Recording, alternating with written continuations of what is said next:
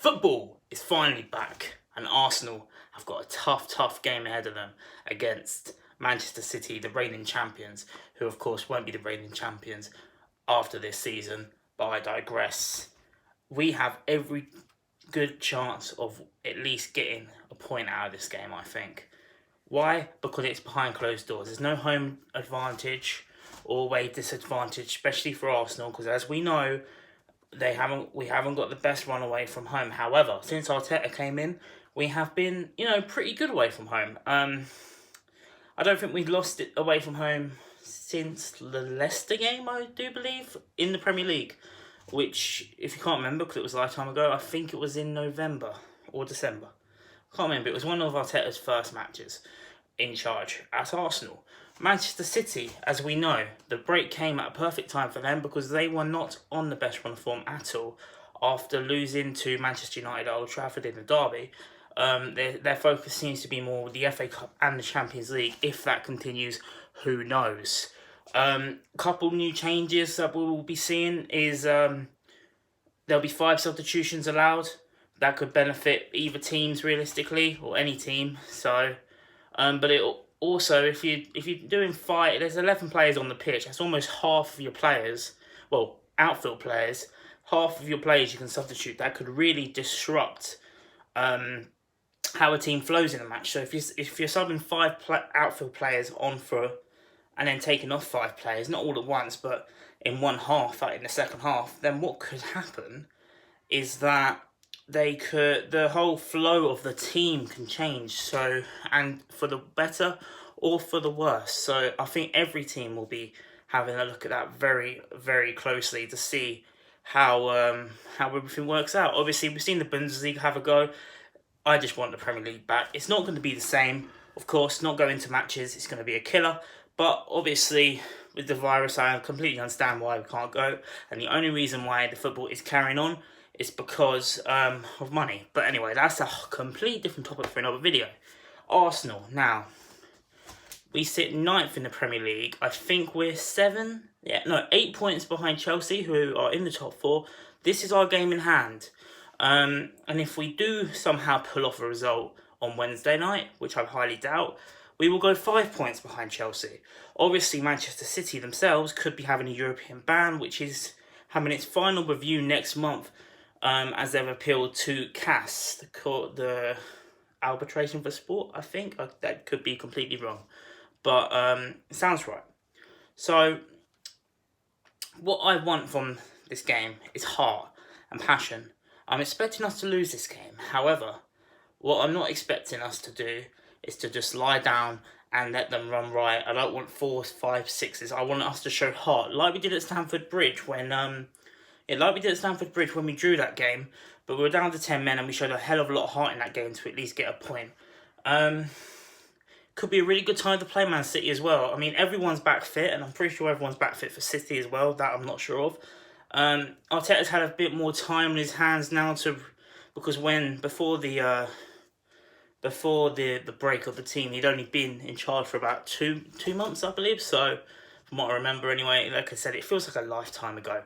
But I'm looking forward to just having Arsenal back. It's going to be a very, very tough test, but I just want us to give 100% and, show some fight, show some character. If we lose the game, don't lose it 3, 4, 5-0. Lose it by a goal or something like that. We should go there thinking we can get a result. Go in there thinking we can win. And then seeing what happens. It's the first game, the first day, second game is going to be shown from the restart.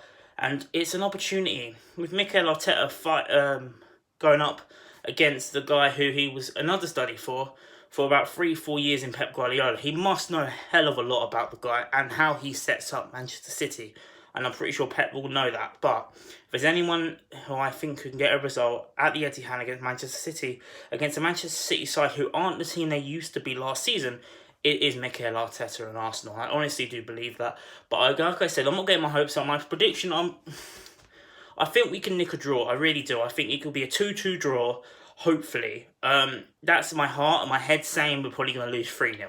But let me know what your predictions are in the comments down below. And with everybody else fit now, we have a good opportunity to, where's Saka going to fit in? Is he going to be in at left back? Are we going to put him further forward now Tony's back? Or who knows? You know, we had a couple friendly matches against Charlton where we beat 6-1.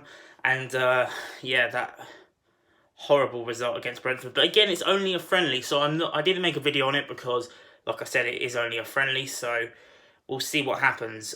Hopefully we won't be defending like that against Manchester City. But with the likes of Turney being back, Rob Holding being back, obviously Chambers is still on the sidelines, but I think he's going to be recovering soon. The likes of Torreira, what midfield dynamic are we going to play? We've got the likes of Torreira, Guendouzi, Xhaka, Ozil, Willock. They're all back. Willock's been firing in the friendlies as well as Eddie Nketiah. Where does he fit in this team? I do have a few notes from the press conference that Arteta did via a Zoom call tonight. So, again, unprecedented times. Where he mentions that Aubameyang and the contract situation. So, he thinks in a different context that he'd like to do things much quicker. This is with contract situations as a whole. Obviously, they've been really tight with time and communication. These unprecedented times bring a lot of uncertainty and things are getting clearer and clearer every day. We are a step closer to get back to playing football and moving forward. Also mentions that Champions League football could be a big influence on Aubameyang staying, which we all know. If I was Aubameyang, I would probably go, but I'm thinking of the player. For the team, we need a big player like Aubameyang, who's, you know, been Golden Boot winner last year. And, Golden Boot winner last year, as well as our top scorer this season. Yes, he didn't turn up in some big games this season, but he's pretty much carried us, and we need to at least sign him on to a 2-year deal. Bukayo Saka is the future of Arsenal Football Club, and we need to tie that kid down as soon as possible. What sort of team should we wake up with then? Now, Lacazette has been very consistent in the friendlies. It's all down to Arteta, isn't it, really? It's pointless what I say in this, but at the end of the day, he's with them majority of the time.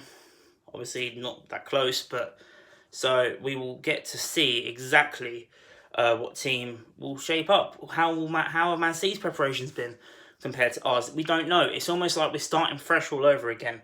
We're 9th in the Premier League. I think we're 5 points off Manchester United, who are in 5th. This is what I mentioned earlier about the CAS thing. If Man City's appeal doesn't get approved and they still stay out of Europe, the 5th place spot is where it's at.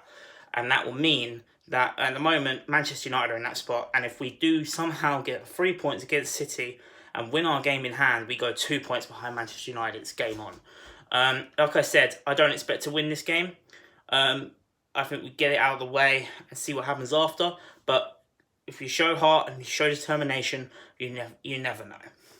Let me know what you guys think in the comments down below. Sorry, it's been a bit rusty. It's been a while since I've done this sort of video, just a video in general. So just a bit rusty, but I hope you guys enjoyed nonetheless. And if you are new around here, give me a subscribe. So close to 300 subscribers. So I'd appreciate if you do hit that subscribe button. Like the video if you enjoyed. Subscribe if you're new. I've been the True Gooner. Thanks for watching.